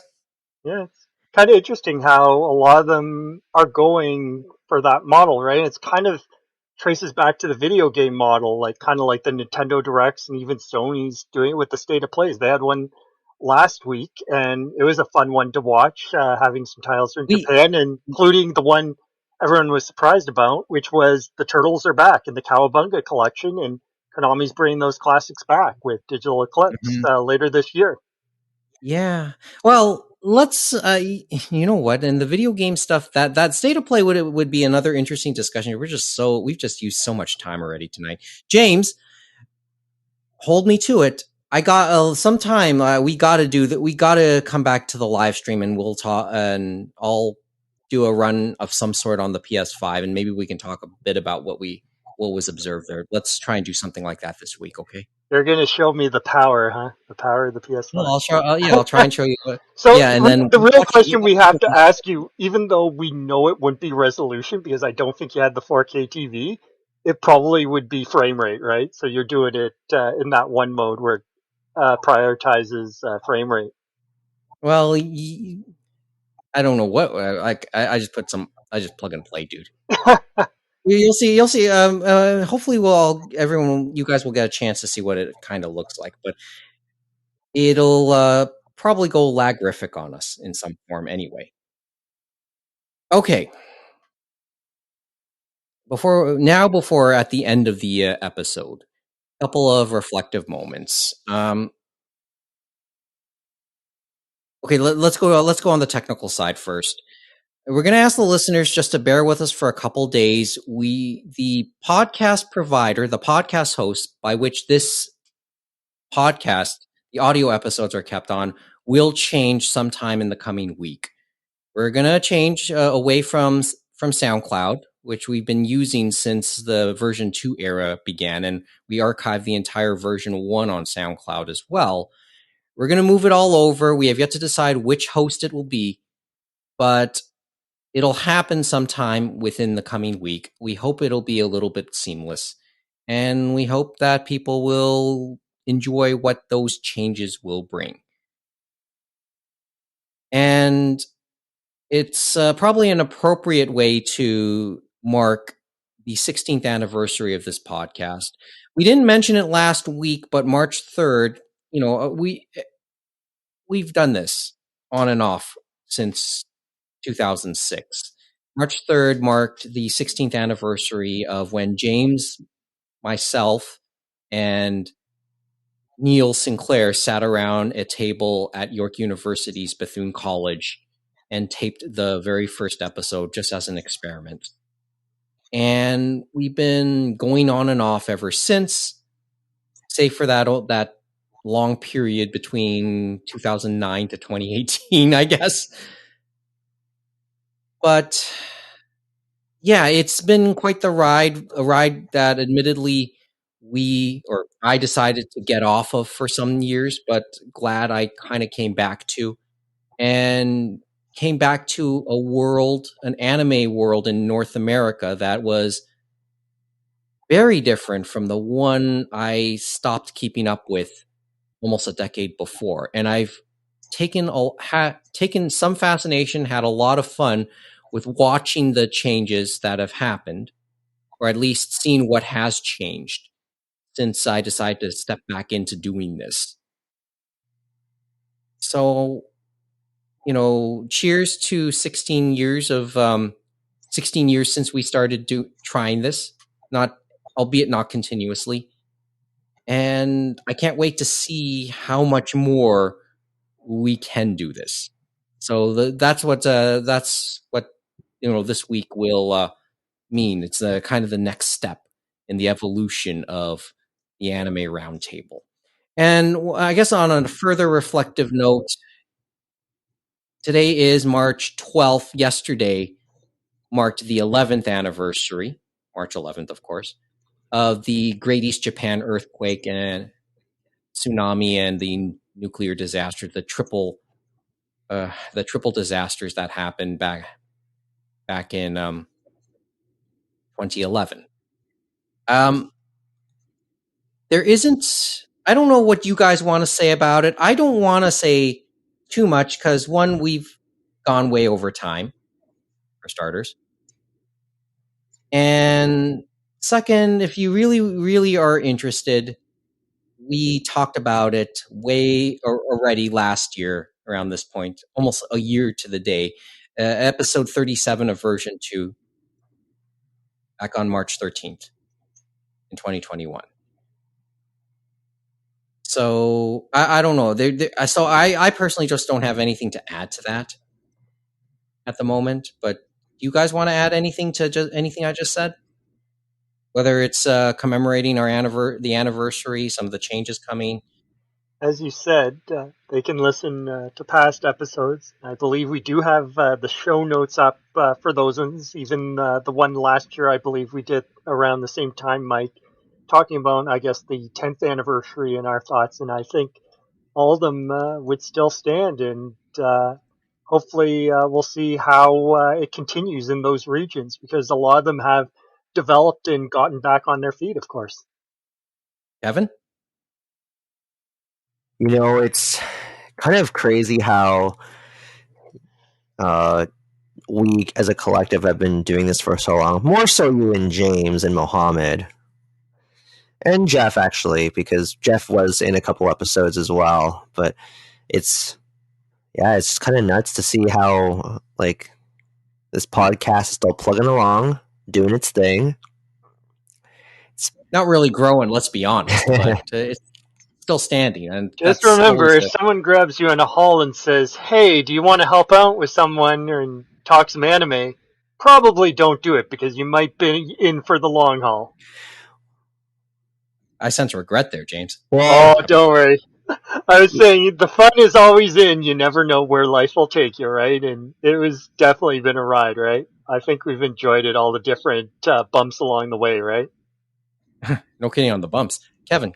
Well, I feel like because this iteration of the podcast is different in its way, because you don't have two individuals derailing the episodes. Yeah, I know. We don't derailing. That's a good way to put it. That's an honest way to put it. Which I kind of miss. I really do. And admittedly, I think a lot of people miss hearing from Neil and Adam. Because, I don't know, talking about, rhino penis or, talking about dumb shit, it takes a lot of effort for me to do that. I feel like... Well, for them, it's effortless. Yeah, I feel like if I do that kind of stuff, it feels a little forced. So that's why if I had someone to riff off of, it would be fun. Yeah, that's pretty accurate. But yeah, they make it effortless, and I don't know if that should be funny or just plain disturbing. It's Geoff? both. Yeah, for sure. Answers, yeah. Mo, Geoff, you any thoughts? Anything you want to add before we go tonight? Just on either of those?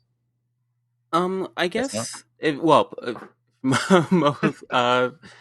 So I do think that it's kind of a nice, not nice, but it's a great reflection of, our reality to have, a very somber reflection on the one hand to the disaster, the earthquake, tsunami, nuclear disaster, and the podcast anniversary relatively close, not the same year, but I think it's good that we reflect on both the sort of tragedy and then the resulting hope and resilience that we saw from Japan, and also with the podcast that has it started with such a place of you know with the both of you, like, let's have fun, let's talk about this,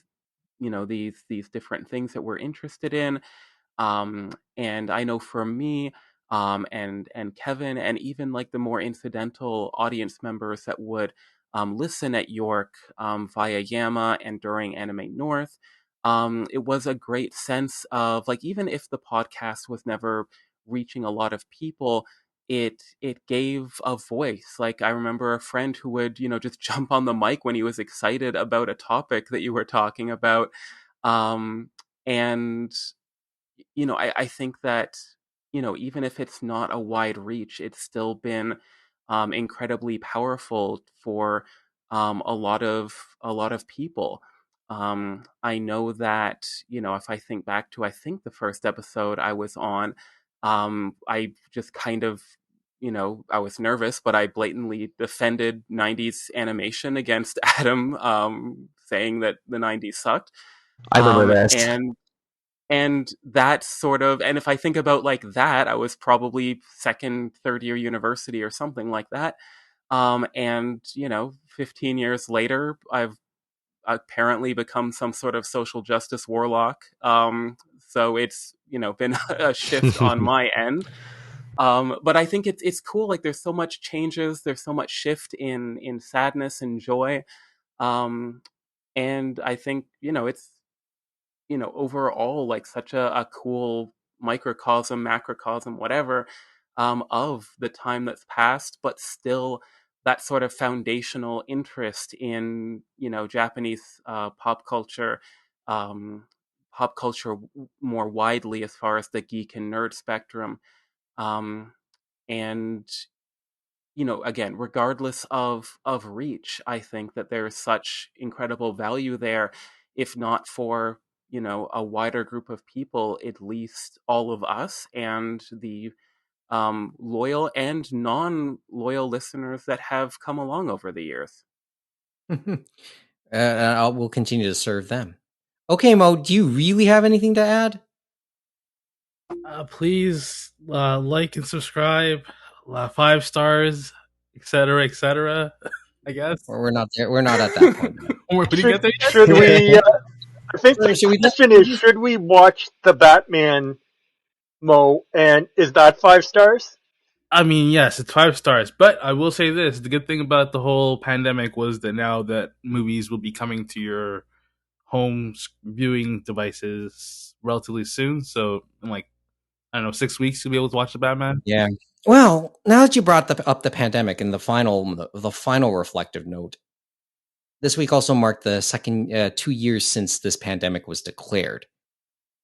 So, in many respects, it's been a turning point, but in just a whole load of different levels. Yeah, so And like, I guess us doing it virtually instead of on the actual microphones, which we were always known for. And it's funny because remember, a lot of podcasts, even after we went out off the air, were more not in person but virtual, which is kind of funny. Mm-hmm. Yeah, and then but we for a long time insisted on doing it in person, and then we were forced not to, and then in the throughout the oh Lord, we've done like 45 some odd 45 46 regular episodes, not to mention all the other add-on stuff we've done. They've all been remote. Just and that's both. It's cool in one respect, but sad in another too. It's allowed for some really cool special guests, or at least more easily facilitated them. And I'm not sure if you plan to go back to fully in person, but it's also I think made the potential of an in-person Anime North taping perhaps even more special than they used to be. Assuming they want us back. After like I said, there's There's no hand more tasty than the one that feeds you. Anyway, just all a bunch of thoughts to end the show. In any event, that's it for tonight. Once again, where can you contact us? animeroundtable@gmail.com, at animeroundtable, animeroundtable.com. And don't forget, we're also on Twitch at twitch.tv/animeroundtable and on YouTube. There is more stuff to come, and I'm really hoping it could be this week. And don't forget, once again, as a podcast, to give us a review wherever you're enjoying this, whether it be on Apple Podcasts, Google Podcasts, Stitcher, Spotify, and the like, because any reviews, but especially good reviews, will help us in said algorithm and hopefully make us visible to other listeners to hopefully stumble upon us. How good should those reviews be, Kevin? Mohamed already said it. Okay. We typically do regular podcast episodes every other week, but we will always try to add new stuff whenever we can. Regardless, hit the subscribe button on your podcast catcher or YouTube, or hit the follow button on Twitch and frankly all the platforms we're on, so you can be notified whenever we add something new there for your enjoyment. The theme song is entitled Fubuki Snowstorm by Piko Masaki, which is the title track of her latest album. Check out more of her music at picoinfinity.com or on her Facebook page at Pico Zen Music. So until next time, thanks for listening. Good night from Toronto, and join us again for another edition and another year of the Anime Roundtable.